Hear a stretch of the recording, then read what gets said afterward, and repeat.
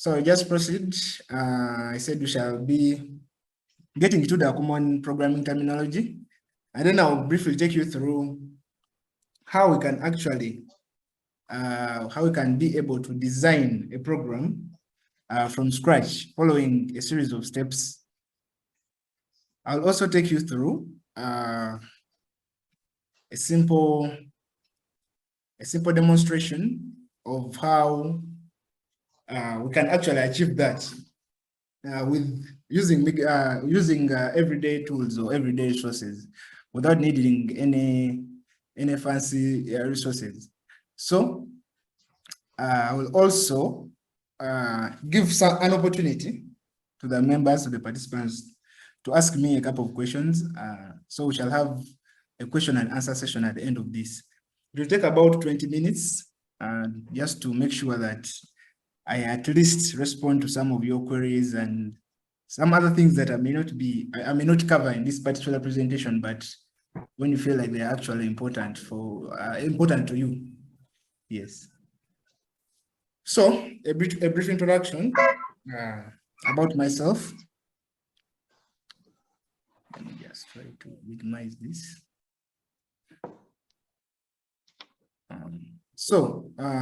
My name is Emmanuel Muboki. I am a software engineer by profession. Just talk about my qualifications. I do have a Bachelor of Science in Software Engineering. I also have a certificate in Enterprise System Administration and Fiber Optic Networking.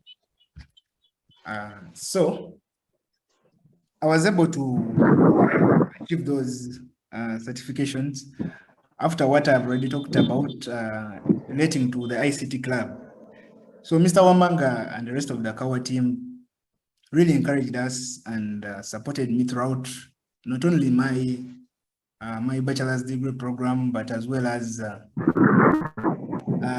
I would say my entire IT education career, sort of. Yes.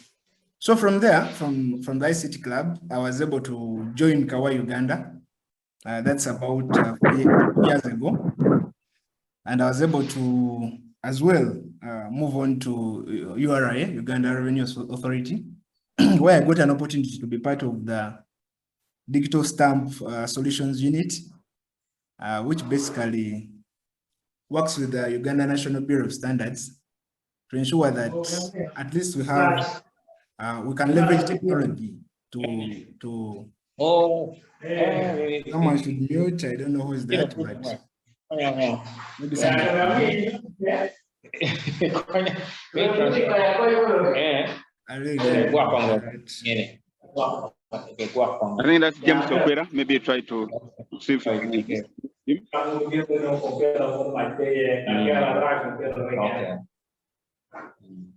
Mr. Okwera, let me try to mute. I think Mr. Okwera, yes, so Mr. Okwera. Oh, sorry about that.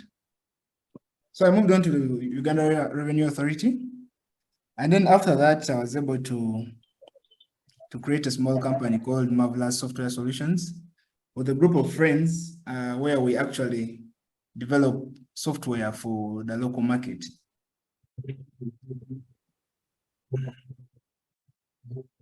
So as part of the KAWA team, I was able to launch, I don't know, I've lost count of the number of schools that, the number of schools where we've launched our clubs. There are quite many schools.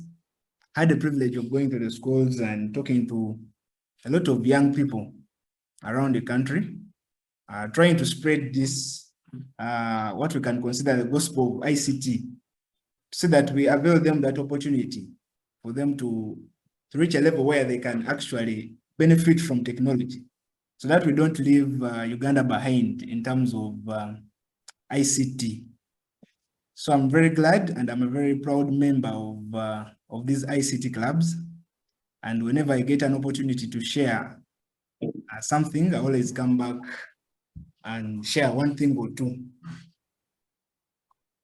Yes. So just to go through the purpose of why we decided to have these weekly online trainings, just briefly, I'll just go through them a bit faster, considering the time. So we want to make sure that we nurture the ICT innovations and skills of our dear learners and make sure that they develop practical ICT skills above the normal ICT curriculum. So this is one of our main objectives when it comes to the ICT club. We want to see people being more creative with the resources that they have.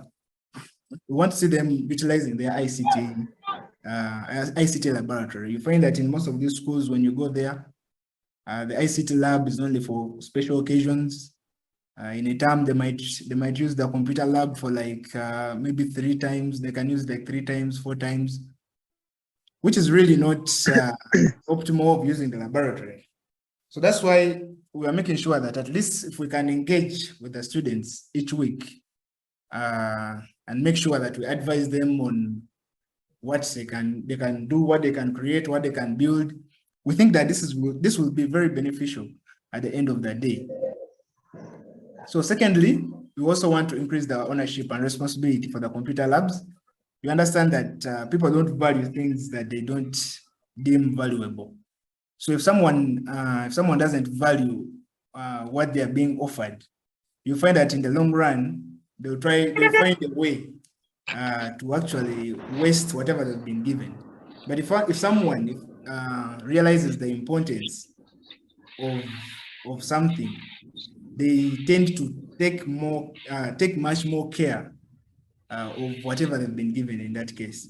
So that's the kind of attitude we want to instill in our ICT club members, so that they can appreciate these computers. Because sometimes you go to schools and you find that people actually write on the computers. Some of the computers are destroyed and things like that. So through these weekly trainings, we want to see that we equip the students so that they can actually see the value in their computer labs. So we want to also facilitate continuous engagement among the ICT club members, basically creating a platform where we can meet every week to share ideas and to share ICT related ideas and notions, just to be a bit clear. Yes, so it's to also be a platform for us to share ideas with our partners, WUKUSAF, who are actually part of the team that is making sure that this happens every week, and as well as the people who will be sharing some of the devices that we shall be delivering most of the schools, the Raspberry Pis, the microbits, and so on. Yes. So lastly, it is also a way that we think that it is also one of the ways that we think that we shall be able to gradually transform Uganda from a peasant to a modern economy. That is the Vision 2040. We believe that if we can facilitate the ICT clubs and also encourage people to pick up an interest in ICT, I believe that in the long run, we shall be able to achieve that Vision 2040. Okay, so for today, in my presentation, at the end of the presentation, we are going to be able to learn, just like I mentioned, we shall be able to learn the common programming terminology. We shall get to see some programming languages that we can actually use when we are coding, when we're developing our programs. Then I'll also give a brief analysis and in-depth in-look of what computer programming actually is and how it works.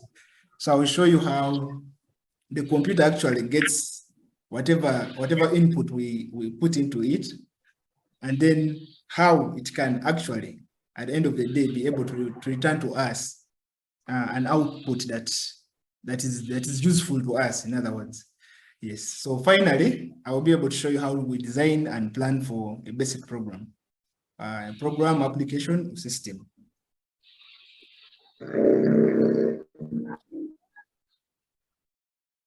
So before I jump into the programming, briefly, I'd like us to have a simple look at the limitations of a computer, because you have to first have a basic understanding of what the computer is able to do and what it is not able to do to appreciate the idea of programming.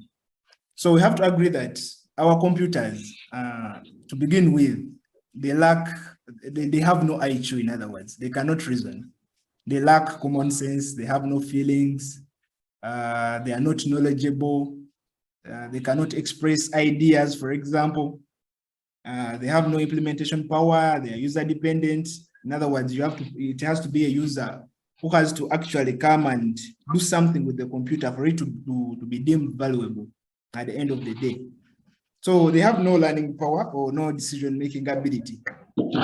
So these days I understand we have artificial intelligence, and some people may argue that maybe the computer can actually learn, can make decisions and all those things. But that is not possible without the programming side. Someone has to actually come and program that particular computer. Other than that, it's just a collection of software and hardware. Just to summarize that. Yes. So what is programming? What is computer programming? So programming, in simple terms, is the process or activity of writing computer programs. Whenever you see someone seated on a computer with their IDE or whatever, trying to code. So that process of writing a program, we summarize it using one term, which is programming. So we can also take it up a notch a bit and say that programming refers to a technological process for telling a computer which tasks to perform in order to solve problems. So by the time we begin our programming process, we have to be able to aim at something, to aim at a certain goal that we want to achieve. So we program towards solving problems for the most part. Some people program for fun, or they do programming as a hobby, but for the most part, people actually program. So what programming enables us to do in today's world?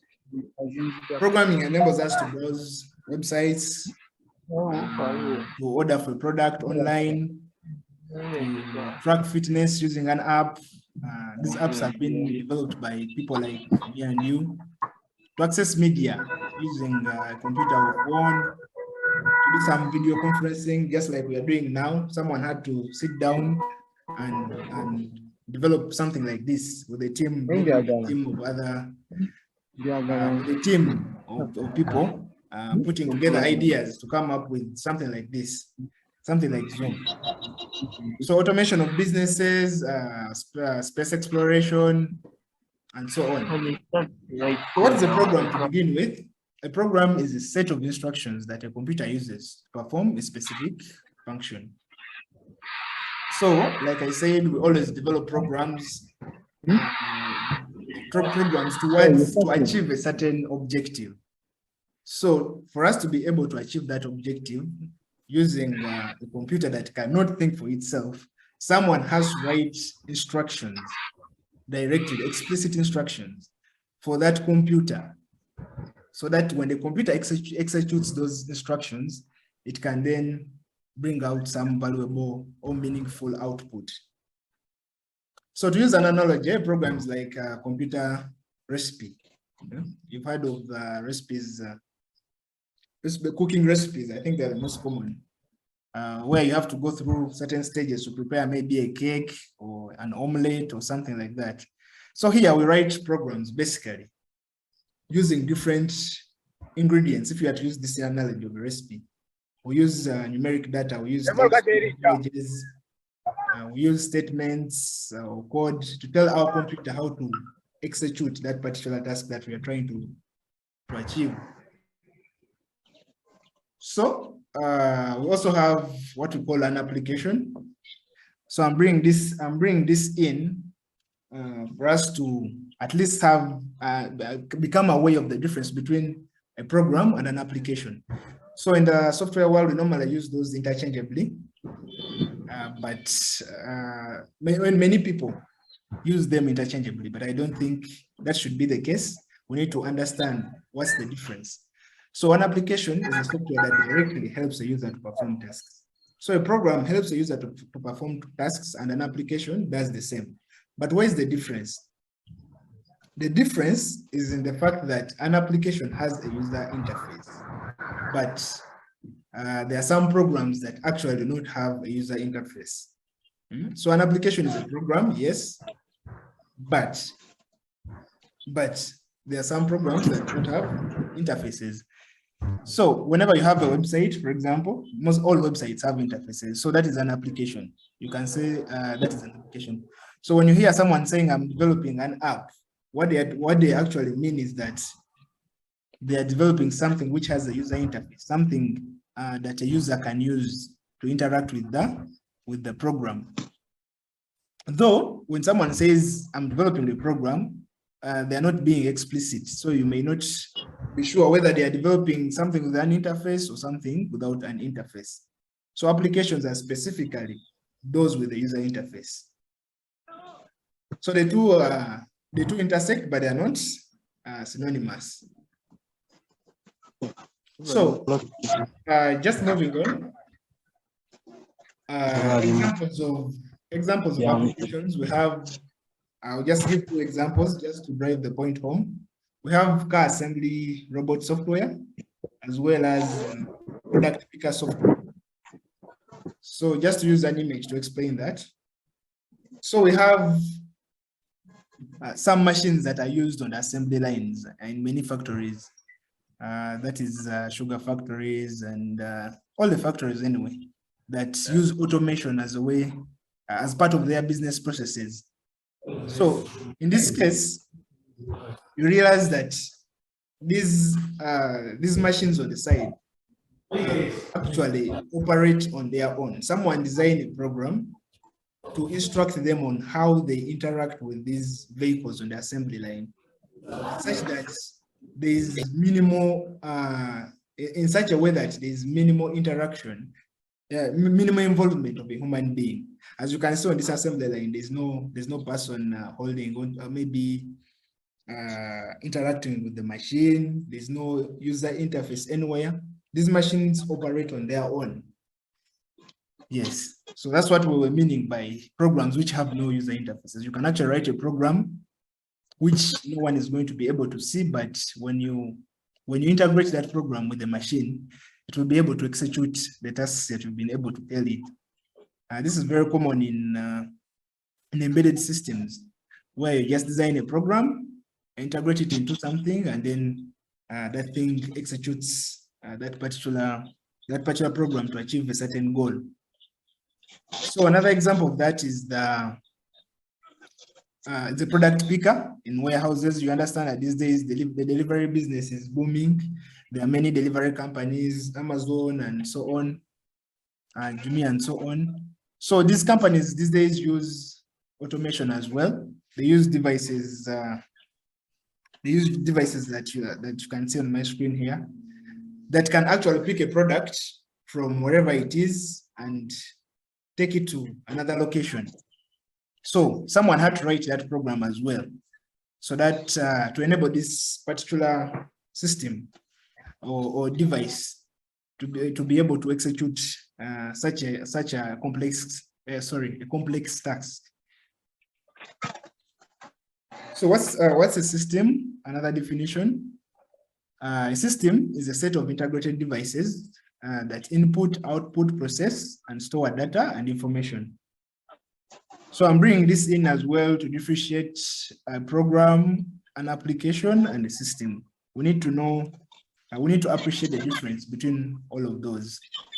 So a computer system, just to put it in simple terms, whenever you have a set of devices or a set of systems that are working together, that actually take in input, process it, store it, and then give us output, then whatever does that qualifies as a system.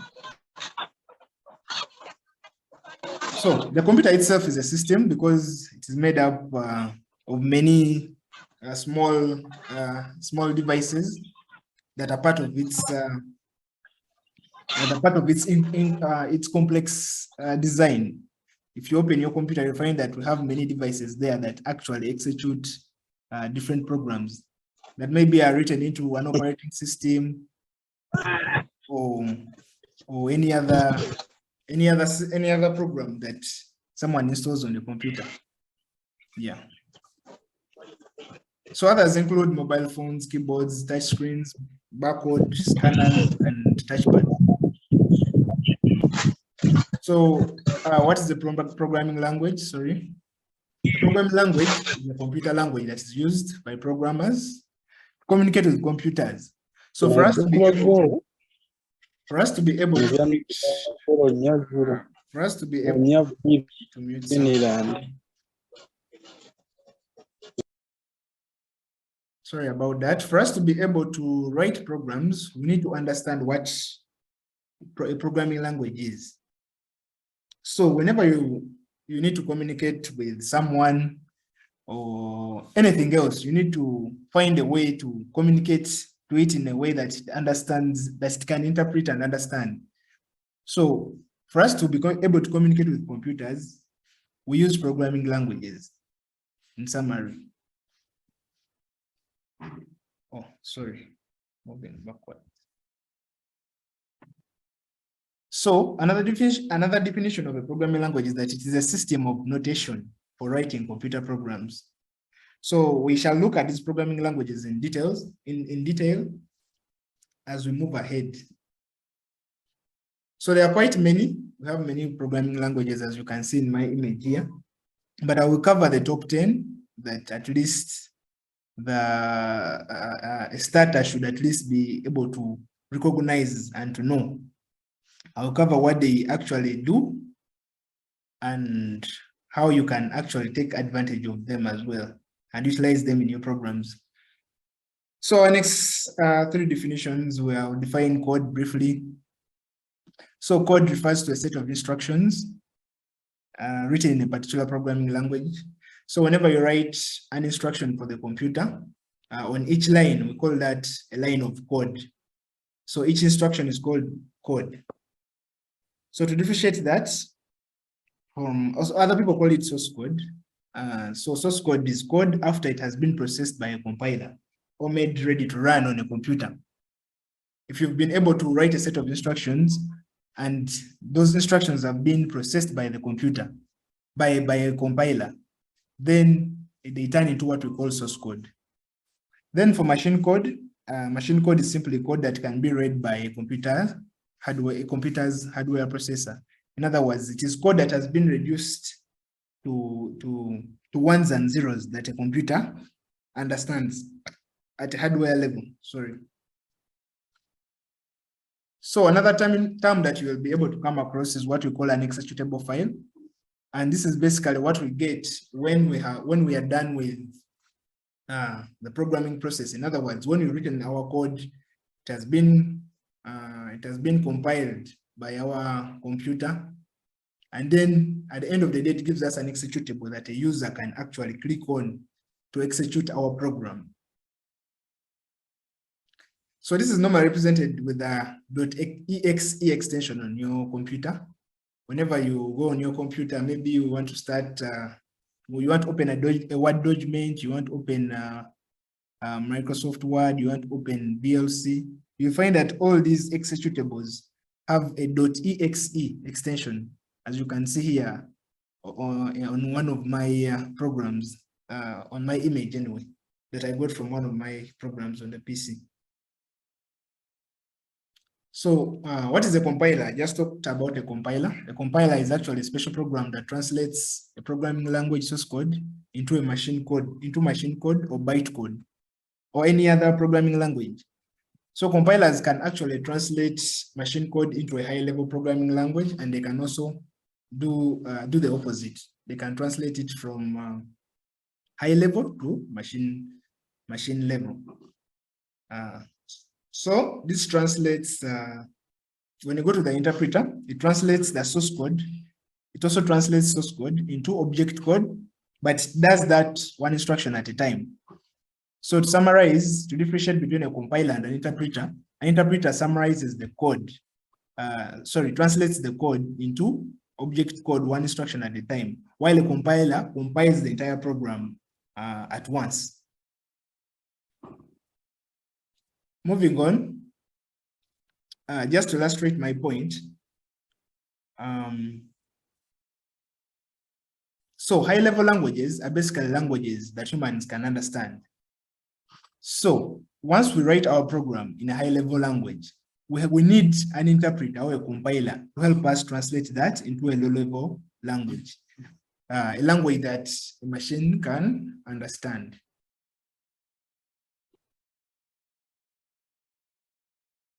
Okay. So lastly, under our translator software, so compilers, linkers, and interpreters, we call them translator software. So what is a linker? So before we get to understand what a linker is, we need to understand what linking means, or linking as an idea means. So linking is the process of collecting and maintaining a piece of code and data into a single file. In other words, how do we get our code and put it into one single file, which we call an object file, which we give a single name, an object file. So our program is normally turned into an object file, which is turned into a machine, which is turned into a machine language. Yeah, so we do that with the help of what we call a linker. So a linker simply performs the process of linking. Then linkers are also called link editors. That's another name for them.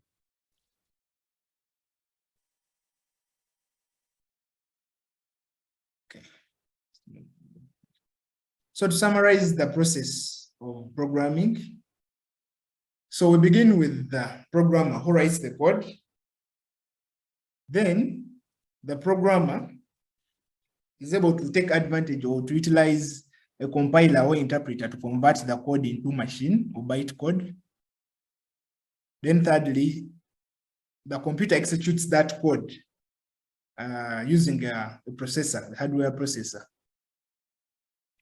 Then at the end of the day, we are able to perform, we are able to make our computer perform a task or a series of tasks.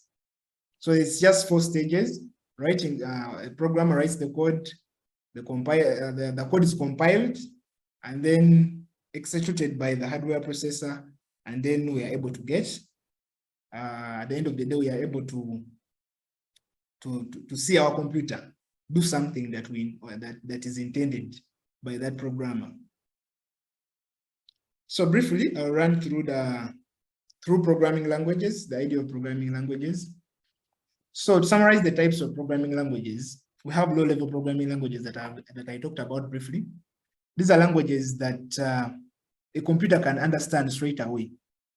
These are languages that use zeros and ones or the binary base to communicate with the computer. In other words, in this case, we don't write these programs using words that humans can understand. We simply use zeros and ones. We normally use these when we are developing systems that are very tiny, that have a low memory capacity. In other words, because high-level languages actually take up more storage space than these low-level languages. So high-level languages, just like I've mentioned, are very user-friendly, but they are slow because of the need for us to compile them into machine language. While for machine language, you simply write it and then it is executed by the computer. So there's a lag there because of the involvement of the compiler, interpreter, and linker, and all those things. So by the advantage of high-level languages is that we can read them, we can write, and can maintain them easily because we can understand them as human beings. So these are many, and we are going to be looking at them briefly in a short while. So we also have middle-level programming languages. These are basically intermediate languages that have features of high-level and low-level languages. In other words, it's a mixture of the two. It's sort of a hybrid language, which gives you elements of low-level and high-level. So advantages of this is that they support the features of high-level programming. They are also user-friendly, fairly user-friendly, and they are closely related to machine language and human language as well. So an example of that is assembly language, which is a language that uses symbols to represent these languages. We shall look at assembly language in our upcoming sessions. So just to summarize, using this image, low-level languages use ones and zeros. Middle-level languages, for example, the assembly language uses mnemonics or symbols to create instructions for the computer. Then high-level languages use a language that humans can understand. For example, in a high-level language, you can actually write an instruction. For example, print this, or show me this, something like that. Something that someone can actually read directly, which is not possible in a low-level language. Additionally, just to represent that a little bit in a different manner, we actually want to see how, as programmers, we want to see how we can start from a high-level language and then get to a level where we can write a program that a computer can understand straight away at a hardware level. So we begin with the high-level language, maybe as starters, and then second, we'll go on to assembly language, machine language, and then that machine language will obviously be turned into, will be executed by our computer. So these are different levels of programming, and you'll find different programmers do their work on different levels. You'll find some high level, at least many people are high level language programmers, but you find people who are into embedded systems, people who develop the systems similar to the one that I showed you on the assembly line. We normally use programs, assembly language based programs and machine language based programs to do that.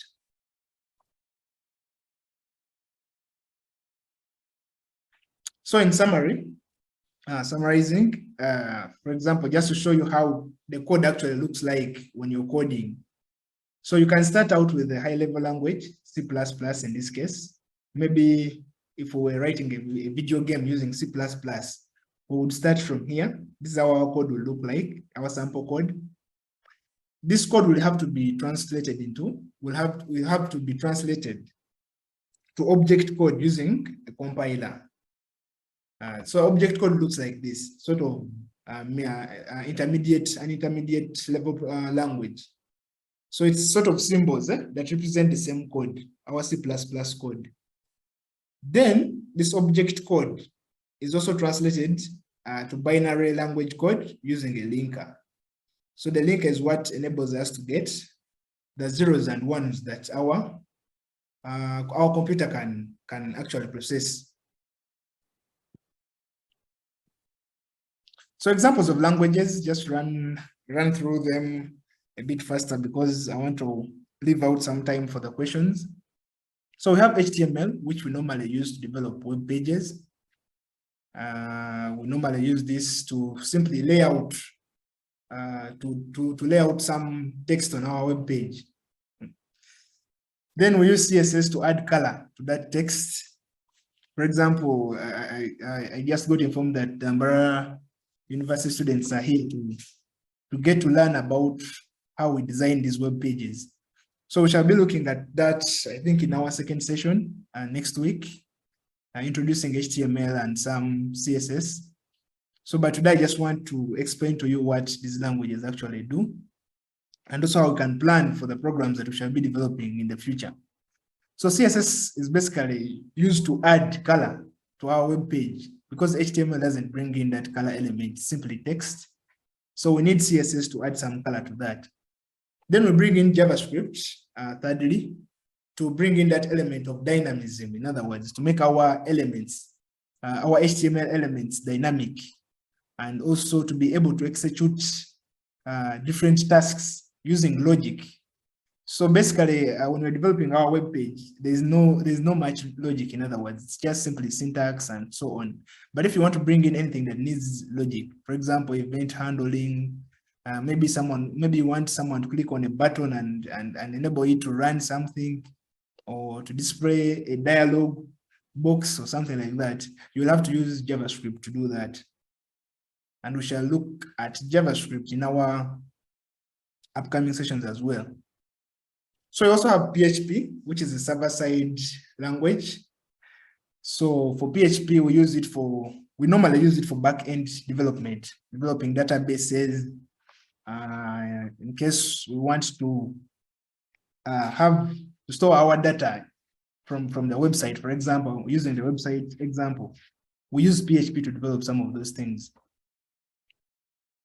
So for Python is a general purpose language. So we use it for many things. Whenever you see a language called named or classified as a general purpose language, it means it actually does many things.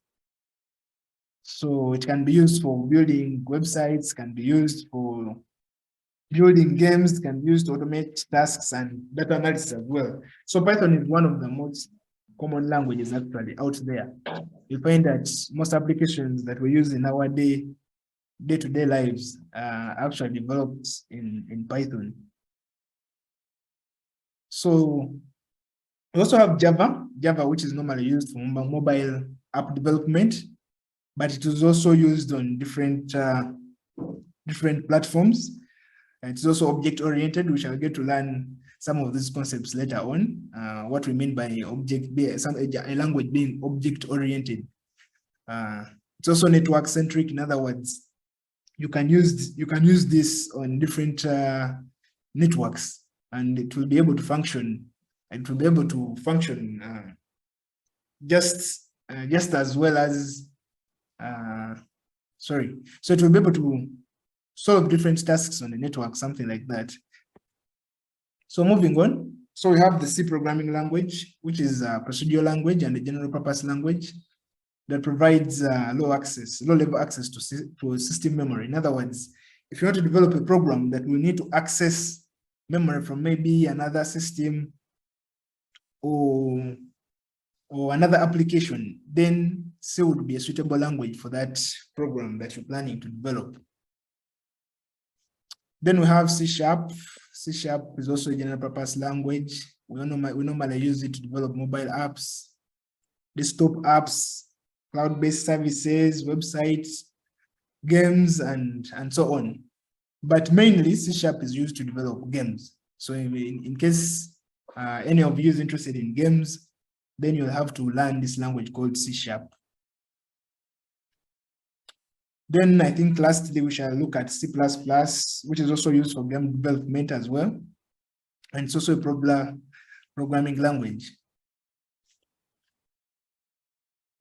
So I'll move on and I'll try to explain how we design and plan for a program.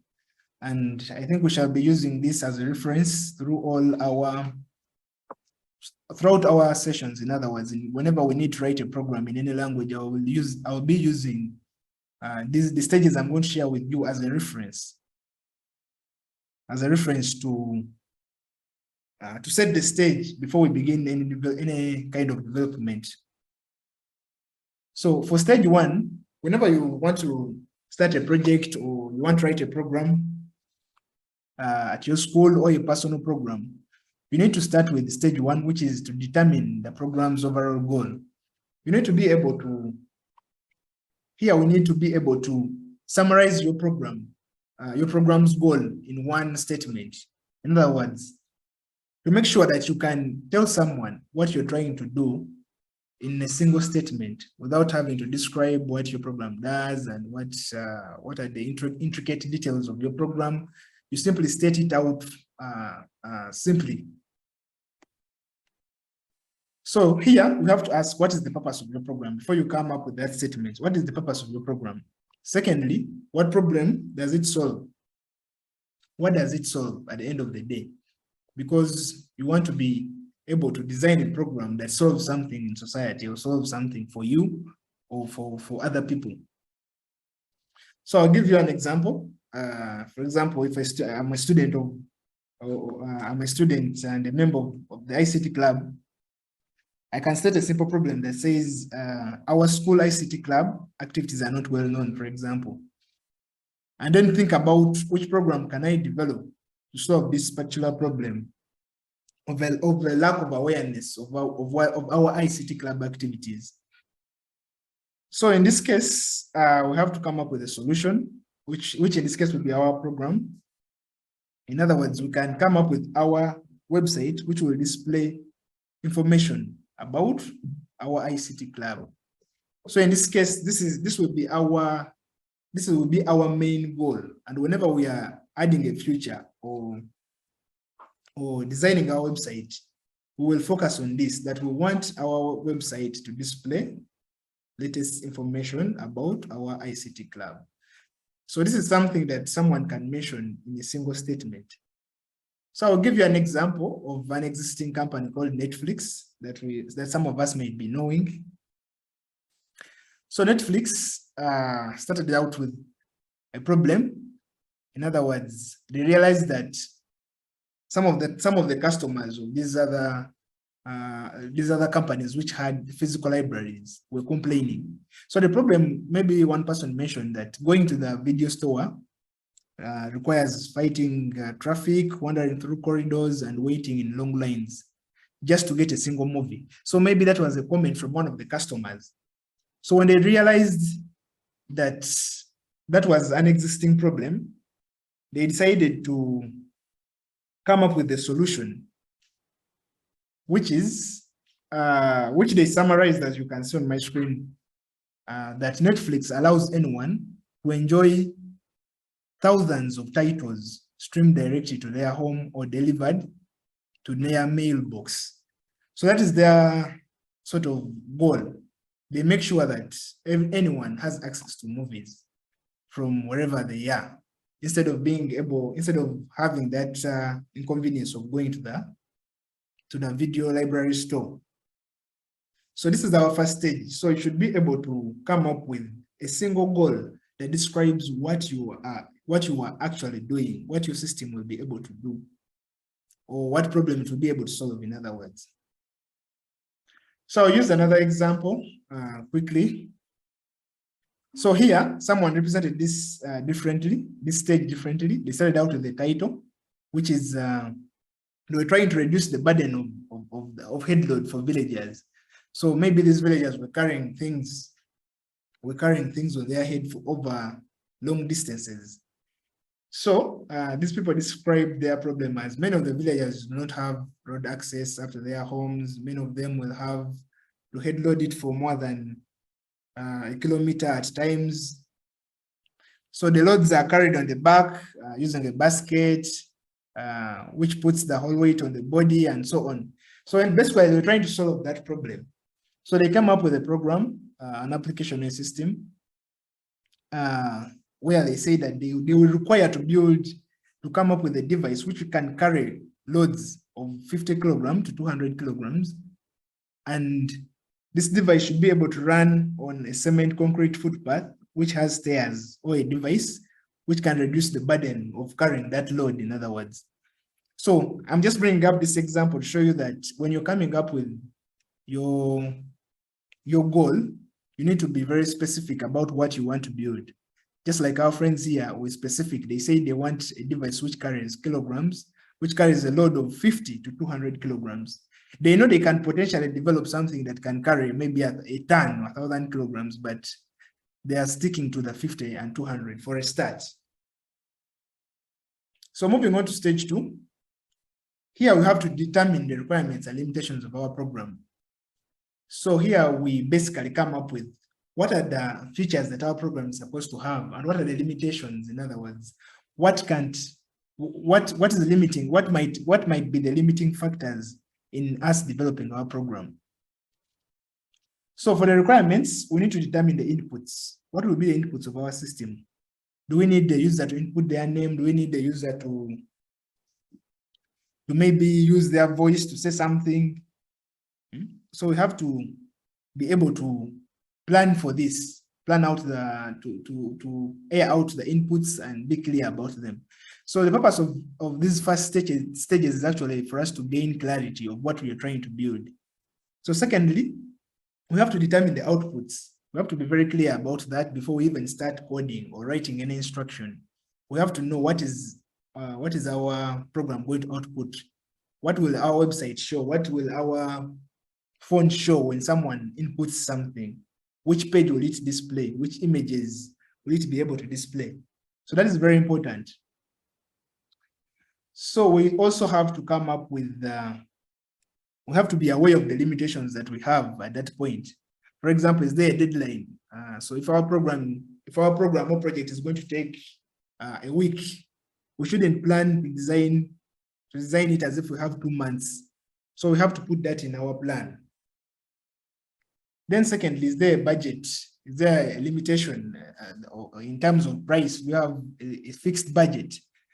So for example, if we're developing our system, which has, let me say, which might need an expensive device or a robot that might need a camera, but we find that that camera is expensive, then we will have to actually adjust and develop a program that does not include that camera, if that makes sense. So do we have memory restrictions? So does our computer have enough memory to be able to hold our program and maybe its images, the images that will be part of the program? So these are very important things that you have to ask yourself at stage 2. So thirdly, we need to be able to come up with abstract illustrations of our program. In other words, we need to be able to sketch out how our program will look like, how our program will look like at the end, or when the user has executed the task, how will it look like? So here we need 2 things. We need pseudocode, what we call pseudocode, and mockups or sketches. And this is, I think this comes in handy in website design mostly, and as well as mobile app development. So here you can use applications like Adobe XD, Fluid, Mockingbird, mockups. These are all available to help you design pseudocode and sketches. So what do I mean by a mockup? A mockup is simply a static design of a website, of a web page, sorry, or an application that features many of its final design elements. In other words, before coding, you need to sketch out your web page, for example. You need to structure it out and try to show us those abstract features that your website will have before you even get into the intricate details of programming language. So a mockup is not a polished live page. It's just a sketch of what your website will look like or your app will look like. So it's we simply create mockups to bring life to an idea, because this is where we start, sort of building the foundation. So here I have an example of mockups, some examples of mockups, as you can see on my screen.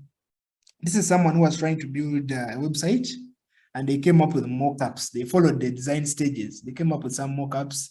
They created a home page, our portfolio page, contact us, maps, and our team page. So you have to come up with something like this in case you want to design an application. So I'll just show you a couple more as I try to save time. So this is someone who was trying to design a sports online store. Here, someone was trying to design a music store. So you can see that they drew some search bars. They drew a user menu, a navigation menu. So these are very important because they actually set the pace for how you're going to design your program, which programming language you're going to use, things like that. So again, here someone was trying to design an app, so they decided to sketch it out, sketch out the screens. So this is the same. So they were trying to as well sketch out how the screens will look like, how the registration page will look like, how the login will look like. So this is another mock-up, though, using the apps, using the platforms that I've just shared with you and the apps that I've just shared with you, we can actually come up with better looking mock-ups like these ones without necessarily using a pencil or a pen. You can go to those platforms and design something really nice like these ones. So then for pseudocode, pseudocode is simply an informal way of writing a program. In other words, it is a way in which we write a program without using a programming language. So we simply write write the program using English, sort of sketching out a program. Even if you don't know the technical aspects of a language, you can actually write a program before you can go to the actual code. Though pseudocode is not compiled or interpreted, pseudocode is simply a sketch of a program, an outline. I think outline is a better word. It's an outline of a program. So it simply helps us to describe how an algorithm works and helps us to explain a computing process to less technical users. So some users may not actually be into those into technical things, and they want you to break down your program into something that they can understand. So it also helps us to design code in a group setting. That's why I always advise people, before you actually start designing your program, you can actually begin by writing out pseudocode and then discussing it with your friends to see what is the best approach in terms of how you can design the program that you want to design. So this is an example of pseudocode, but I'm doing this pseudocode in terms of using an example. Let's say we are trying to make a cup of tea.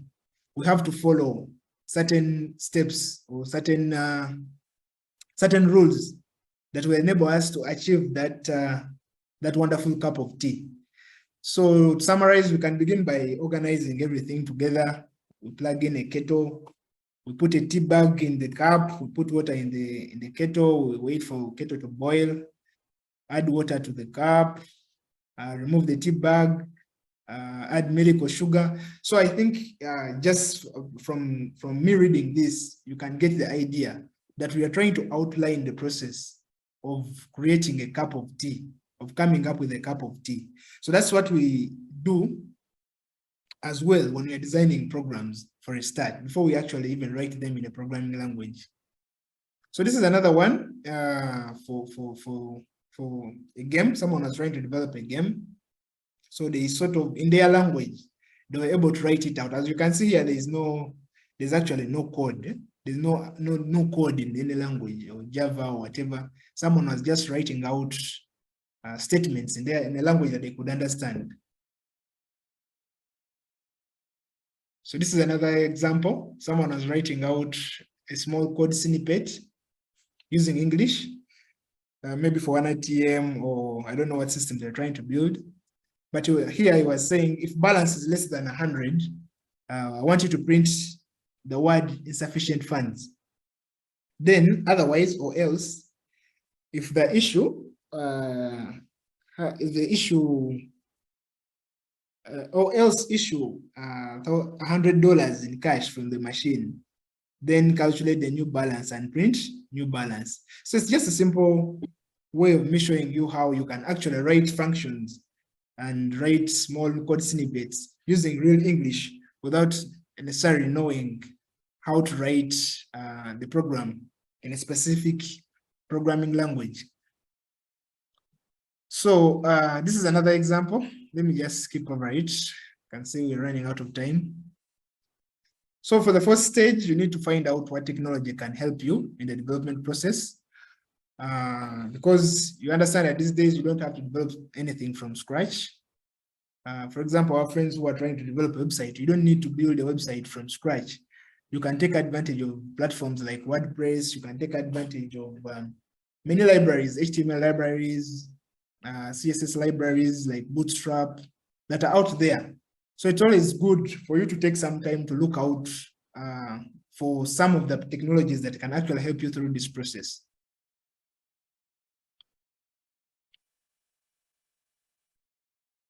So the fifth stage is that then you'll have to actually write your program. So, but at this stage, you'll have to ask which programming language do you want to use? So you might have a programming language of preference.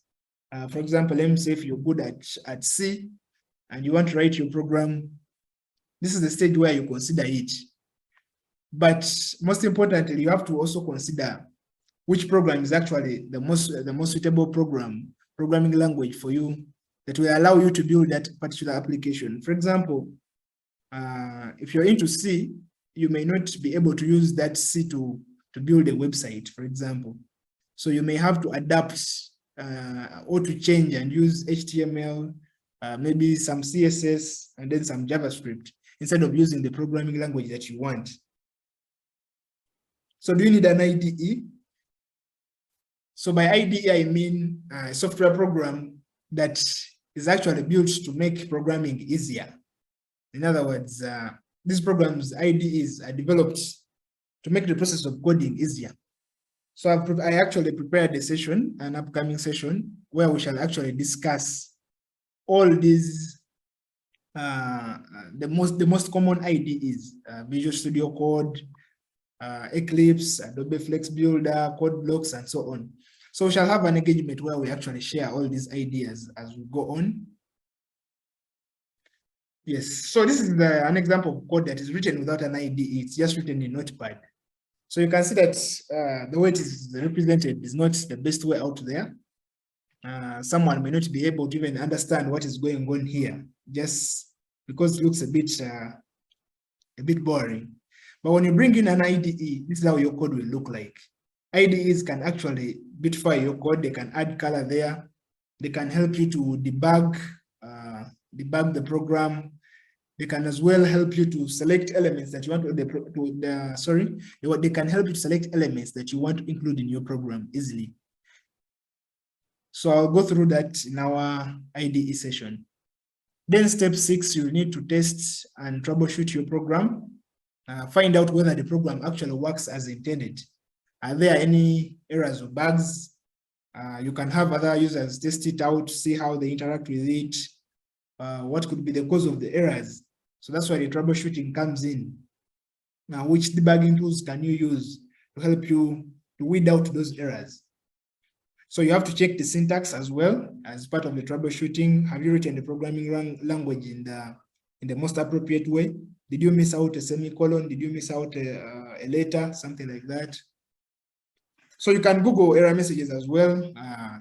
Maybe this is the error I'm experiencing. You'll find that many people have actually faced that same error out there. They've made mistakes and they've shared the solutions online. So it's always a good step for you to try to see how you can actually go and find out the solutions for yourselves. Then at this stage, things can become a little bit complex and you might feel like things are not working. So it's always good to take a break and come back later to the problem. And you'll find that that is a technique that many software developers use. When a problem, when you've tested your program and you just realize you have a lot of bugs and things are not working, it's always good to take a break and then you come back later. And then you'll find that in most cases, you actually find out the solution because you come back when you're fresh, come back when you understand, when maybe you've thought about the problem and then you can easily solve it. So when all the above refuses, when you haven't been able to succeed with all the above techniques, then I think the final stage is for you to ask for help. Yes, you have to take that initiative and ask for help because you might be, maybe you missed out something small that maybe someone else knows. You simply go out and ask for help. And then that person or whoever you ask will be able to help you out. So there are some things we consider when we are doing manual testing, sorry. So we consider about 6 things, but I won't go into them in detail. I will just mention them and then we shall proceed because I can see we've run out of time. So we have requirement analysis. That is basically what I've been talking about, seeing whether actually the program that you've created achieves what you intended it to do. Then if it is not, you come up with what we call a test plan. You come up with a test plan to test a certain functionality. Then you come up with what we call a test case. A test case is simply a list of instructions that will guide you into testing something. For example, if you're testing a certain feature on a mobile app, you might come up with a test case that outlines how that particular feature is behaving currently and how it is supposed to actually behave. Then you go on debugging each step by step. So that is where test case execution comes in, when you actually debug debug that the program case by case. So we have defect logging as well, which is basically using some inbuilt tools in your IDE to help you find out where the problem is. So finally, we have defect fix and re-verification, which is basically correcting all the errors in your program. So our final stage here is basically finishing your program. Yes, once your program is working fine and everything is okay, you can then publish it, and then you can as well demo it to others, because the programming process at this particular stage is done. Because what we're looking for is to ensure that your program is actually complete and working as intended. So to summarize the design process as we close, we begin with an overall goal. Then from the overall goal, we come up with requirements and limitations. Then from requirements and limitation, we come up with design mockups and pseudocode at stage 3. Then from stage 3, we come up with, we go out there and search for helpful technology that can help us in the development process. Then we come up, then we write our program. We actually write the program, we troubleshoot, we test and troubleshoot, and then we finish our program. So please allow me to stop here in terms of my presentation and give an opportunity to those who have some questions to share with us as well on the platform, so that maybe I can hopefully be able to answer some of them. So anyone who has a question can actually unmute and share with us as well. Share with us their question, share with us what they would want me to maybe expound on or elaborate on. Yes. So Emma, let me start. Let me start with a word of thanks. I would like to thank you for the wonderful presentation and the guidance you have given us. Yes. And just as a matter of being serious, yes, I think we're going to maintain this on every Saturday. Maybe if members have some other ideas about the time, you can suggest. But I've also seen that on our side, we already have some devices which members can use. Those who are going to do projects related to either robotics, those will be able to use the Raspberry Pis, where you'll be able to test out your code. You can be able to write your code either in Python, either in C#, whatever. There are some facilities that we already have in Kampala at Commercial Ground. So we are not going to give really to everyone, but people who are serious and are trying to do projects, we are going to share this. So let's be open and speak out on this. Let's say if there's any question, let's share. Yeah, but we are moving on well. Thank you so much. Members, you can open up and share in case you have any question or any contribution to make. And also, we didn't introduce ourselves. I don't know which schools are in. At least I can see India College, I can see Masaba says Kario High, where we are Namagunga. Yeah, Namagunga, you challenged us so much because when we came there to launch, we saw actually a parent. That parent tickled us so much to see that we spice up ICT. He said, start young. Start with these children when they're still young. Let's start to do this kind of work. Also, when I reached this ends of Ruel and school called St. Kizito, the head teacher told me that it is important that we also fight for our space, our ICT space on the program. Why should there be musical competition?